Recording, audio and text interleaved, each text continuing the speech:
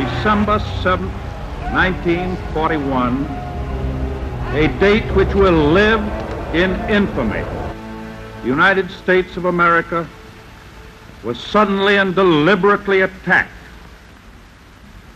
No matter how long it may take us to overcome this premeditated invasion, the American people in their righteous might will win through to absolute victory.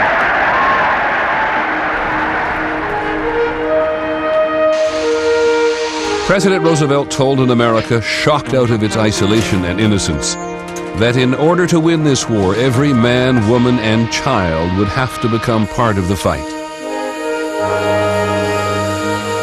Never before have we been called upon for such a prodigious effort.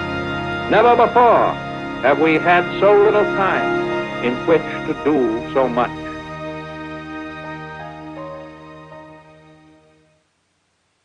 We may forget at the end of the century that America in the early 1940s was far from a superpower. Its army was ranked 19th in the world, behind Holland and Portugal. Its industry was still in the grip of a lingering depression. The war, of course, would change all that and many other things as well. It would unite the country in a way never known before or since. To understand the American home front during the war years, you have to understand the texture of the times. A time so naive that most Americans didn't know their president couldn't walk. Certainly a time before television and instant satellite transmission, when war news took days or weeks to reach newspapers and the newsreels.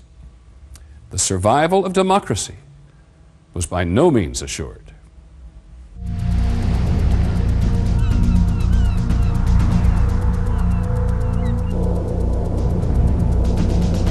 I remember as a young boy, fear of the Japanese, that submarines were going to come up in Santa Monica, and there was a lot of fear then. Just 4 days after the Japanese had attacked Pearl Harbor, Nazi Germany and Fascist Italy declared war on the United States. The world was a very dark place. The German U-boats were sinking tankers right off the coast of Florida and New Jersey, within sight of bathers on the beach. The oceans, which had historically kept America invulnerable, had been penetrated by enemies from both east and west. We had to destroy those people to save ourselves and to save the United States.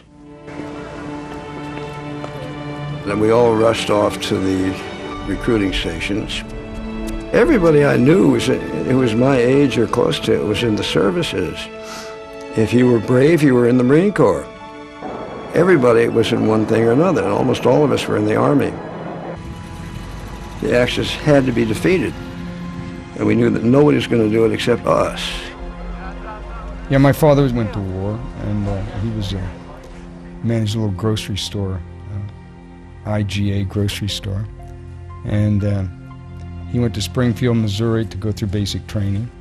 Volunteers and draftees shed their civilian identities in basic training camps that united grocers from Kansas with mechanics from Monterey and bookkeepers from Brooklyn.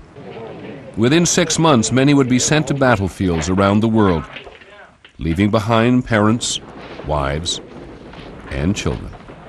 I really adored my father. I mean, it was I admired him, I loved him, he was a wonderful father. And, the thought of life without him was, unimaginable to me. It was sort of the hand one was dealt, and your father was going to war in a good cause. And I was very proud of him. We got married, and then he enlisted. His goal was to be a pilot on a B-24, and he achieved it. He was commissioned as a second lieutenant. He got his wings the same week his son was born. We were all taught when your husband becomes an officer, you're an officer's wife. And you do not show any emotions when they go overseas. You hold it back no matter what. No crying. And we did that. It was tough, but we did it.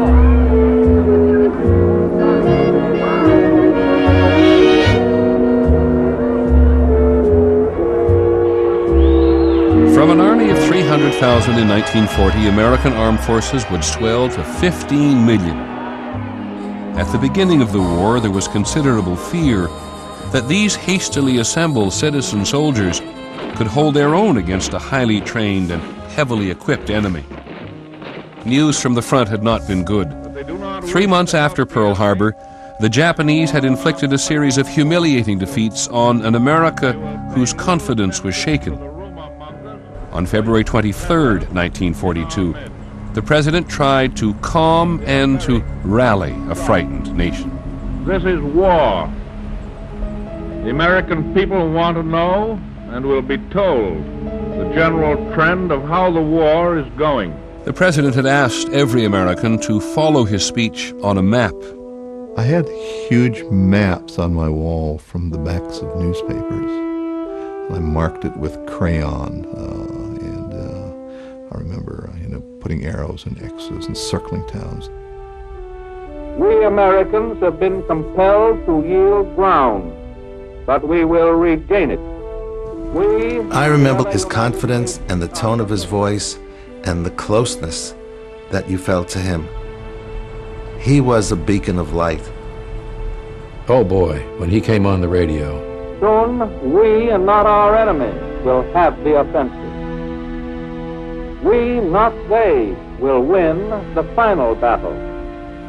He had the capacity of moving us with words, of inspiring the country, of lifting the country to do more than it might do otherwise. There is one thought for us here at home to keep uppermost: the fulfillment of our special task of production, uninterrupted production. So make your mind up when you get out of bed. Work your head off so you can keep your head. Government films pounded home the fact that America not only had to supply its own troops, but meet the needs of its allies as well. Workers in cities across the country responded. During the war at night, the mills would be going full blast, and the sky would pulse red with the blast furnaces going off.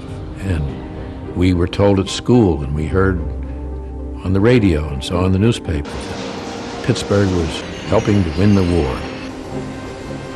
In Detroit, it took just 9 months to convert the entire capacity of the American automobile industry to war production. They dubbed Detroit as the arsenal of democracy. The plants operated 24 hours a day, around the clock.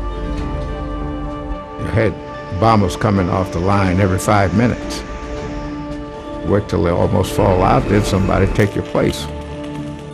I was working on the Jeeps. We sprayed the Jeeps with this olive paint. Can you imagine working 18 and 24 hours a day, staying in the shop? You run home and look at your family and run back to the shop again. With existing manpower strapped to the limit, there was another pool of workers ready to be tapped. Factory owners were very reluctant to hire women. They argued they'll never learn how to operate these complex machines, and if they come onto the assembly line, they'll distract the men, productivity will go way down, and besides, they shouldn't leave their homes. It'll be the end of the home and the family. But then by about 1942 or 1943, when so many men were in the armed forces, they had to turn to women. So suddenly the whole attitude toward women coming to work changed.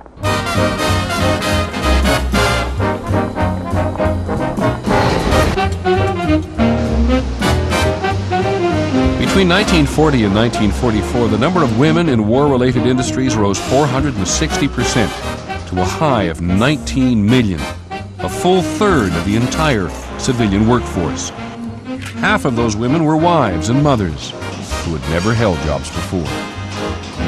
My mother was a nice lady who baked and cooked and cleaned house and whacked her kids around to make sure they stayed in line. And suddenly, she's running a machine at an aircraft factory.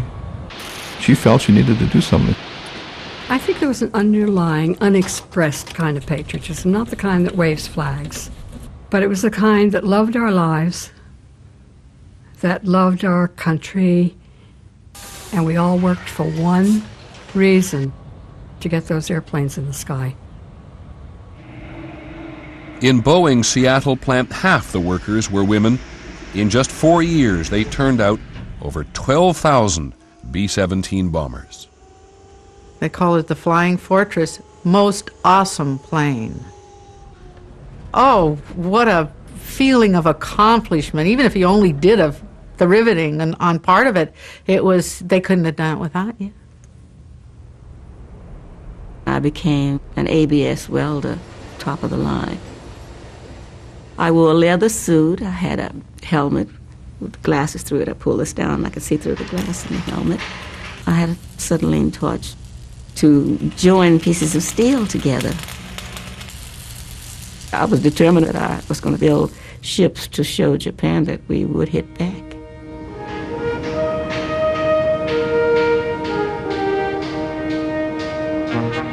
Thanks in large part to these women workers, American factories turned out 4,000 tanks and 4,500 planes every month. And ships, which used to take 1 year to assemble, were now being completed in 17 days. Production expectations were not only being met, they were being surpassed. The war years at home, said First Lady Eleanor Roosevelt, were no ordinary time, and no time for weighing anything except what we can best do for the country. Beyond the sacrifices, large and small, being asked of every American, the social fallout from the war's demand for men and material would change America forever. The American family would be restructured as mothers now left their homes and children to do their part on the nation's assembly lines. There was this thing called the war effort, and it took on a life of its own. You had to be doing something for the war effort. Lights out up there! My father was warden, and when Patrick Joseph Shine said on Leicester Street in his rich Irish tenor voice, "Lights out," the damn lights went out all over the neighborhood. Name, please. Bud Abbott. Costello's mine. You don't understand. Hollywood stars left stateside did their part too, becoming pitchmen for war bonds. Bond. You're saving your money by lending it to Uncle Sam. See, Uncle Sam needs that money to build ships and planes, tanks. And what? Tanks. You're welcome. Virtually everyone would do something for the war effort. At the very least, that meant adjusting to the rationing of a slew of items formerly taken for granted. There was gas rationing, and you had either A stickers or B stickers or C stickers, which you put in the windshield of your car, and it told how much gas you were allowed. Cut the use of your car.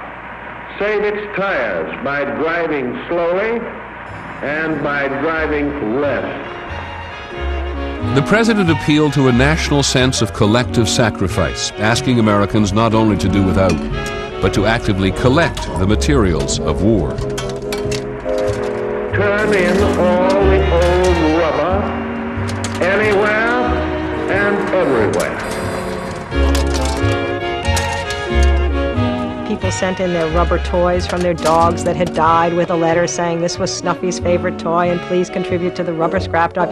Women cut up their girdles and sent them to Roosevelt personally. Kids would gather up the rubber, gather up the aluminum. There were kids' memories collecting tin foil. Everybody felt that what they did mattered, and that just was as I reflect back on it, of just inestimable importance. And so too were the newsreels and the propaganda films which united the home front in its hatred of the enemy. I remember going and seeing the newsreels, you know, cock-a-doodle-doo.